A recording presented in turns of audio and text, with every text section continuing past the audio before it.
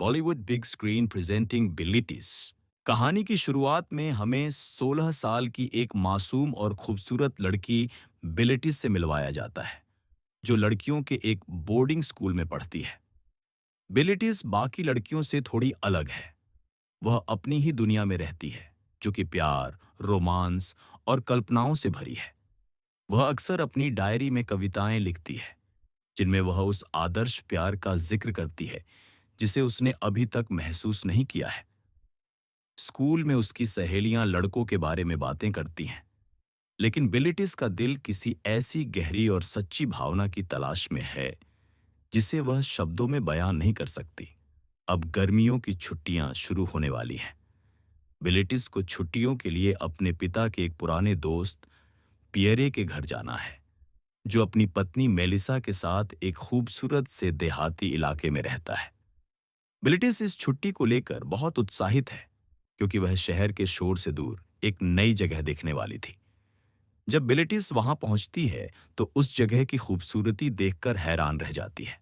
चारों तरफ हरियाली, शांत समंदर का किनारा और एक खूबसूरत सा घर। लेकिन उस घर से भी ज्यादा खूबसूरत थी घर की मालकिन मेलिसा। जैसे ही बिलिटिस की नजरें मेलिसा पर पड़ती हैं, वह एक पल के लिए सब कुछ भूल जाती है। मेलिसा एक बहुत ही आकर्षक और सुंदर महिला थी, लेकिन उसकी आंखों में एक अजीब सी उदासी थी, एक ऐसी खामोशी जो बिलिटिस को अपनी ओर खींच रही थी। जल्द ही बिलिटिस को उस उदासी की वजह पता चल जाती है। मेलिसा का पति पियरे एक बहुत ही कठोर और अपने में रहने वाला इंसान है। वह मेलिसा से प्यार तो दूर, उससे ठीक से बात तक नहीं करता। उसका ज्यादातर समय अपने काम में या अकेले बीतता है। वह मेलिसा की भावनाओं या उसकी जरूरतों की बिल्कुल भी परवाह नहीं करता। मेलिसा उस खूबसूरत घर में एक सोने के पिंजरे में बंद पंछी की तरह थी, जिसके पास सब कुछ था सिवाय प्यार और खुशी के। अब बिलिटिस और मेलिसा एक दूसरे के साथ वक्त बिताने लगती हैं। वे सुबह समंदर किनारे लंबी सैर पर जाती, दोपहर में साथ बैठकर बातें करती और रात को तारे देखती। बिलिटिस मेलिसा को अपनी कविताएं सुनाती और मेलिसा उसे अपनी जिंदगी के अधूरे सपनों के बारे में बताती। बिलिटिस की मासूमियत और उसके प्यार भरे स्वभाव ने मेलिसा की उदास जिंदगी में एक नई उम्मीद भर दी थी। वहीं बिलिटिस को मेलिसा में वह समझदारी और अपनापन मिला, जिसकी वह हमेशा से तलाश में थी। रिश्ता धीरे धीरे दोस्ती से बहुत आगे बढ़ जाता है। यह एक ऐसा रिश्ता था जिसमें एक दूसरे के लिए गहरा सम्मान, परवाह और एक अनकहा प्यार था। बिलिटिस मेलिसा के हर दुख को अपना समझती और उसे खुश करने की हर मुमकिन कोशिश करती। एक रात जब पियरे घर पर नहीं होता, वे दोनों अपनी सारी सीमाओं को तोड़कर एक दूसरे के और भी करीब आ जाते हैं।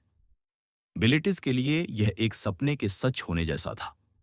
उसे लगता है कि उसे अपनी जिंदगी का वह सच्चा और पाक प्यार मिल गया है, जिसके बारे में वह अपनी कविताओं में लिखा करती थी। लेकिन उनकी यह खूबसूरत सपनों की दुनिया ज्यादा दिनों तक कायम नहीं रहती। पियरे को उन दोनों के बीच की नजदीकियों पर शक होने लगता है।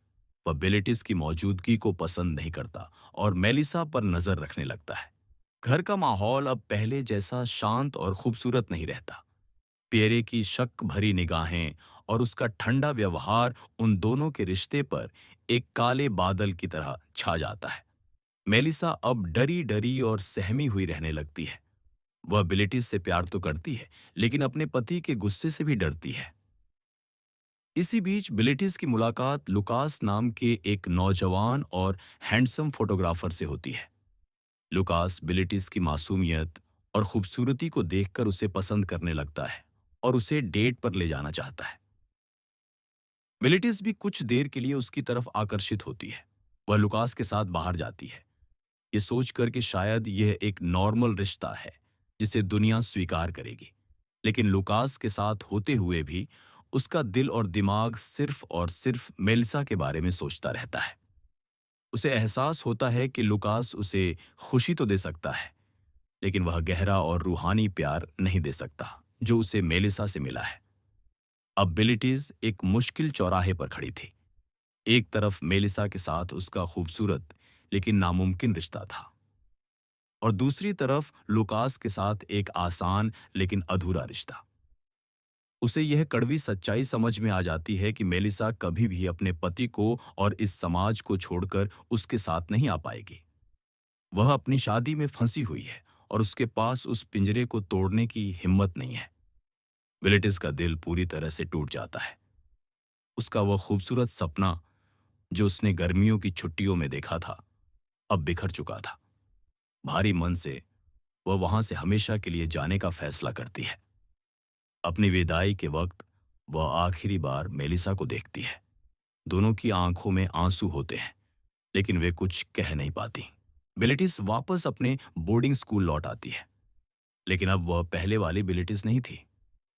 वे अब भी कविताएं लिखती थीं, लेकिन अब उसकी कविताओं में सपनों के साथ साथ हकीकत का दर्द भी शामिल था।